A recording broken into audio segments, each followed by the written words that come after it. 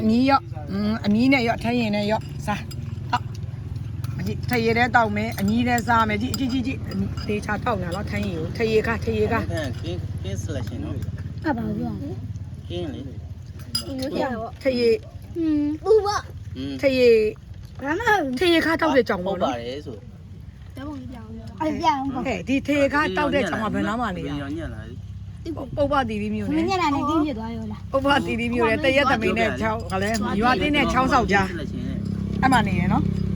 အဲ့ကြောင်လေးကိုထရေတိုက်ချင်လာလူကြနော် မေကြအဲ့မှာလူရ အမီးတော်မစားတော့အမီးလေးတော့စားပါဦး မေကြ ဟာ မှာ ရော့ တော့ကင်းမော်ပါ ရော့အမီးလေးတော့စားအောင်နေထရေကြီးမလုံးနဲ့ရော့အမီး သူ့မေကြမှာ အော် မေကြပုံလုံး တော်တော်ကြိုက်တယ်လား ဟိုကမေကြပုံ အသိဘွားလူဖြစ်ပြီးတော့ယခုဘွားမှာဟမ် လာဘူးအဲ့ဒီမှာပဲ ဆိုတော့ရော့အမီးလေးစားလဲဟိုအမီးလေး ယူ ဘာမှရှုံး အမီးလေးတောက်လေထရေလေးတောက်လေ သူအဆောအမကန်လိုက်ပါလေစီပြိုရီတက်ကြနေ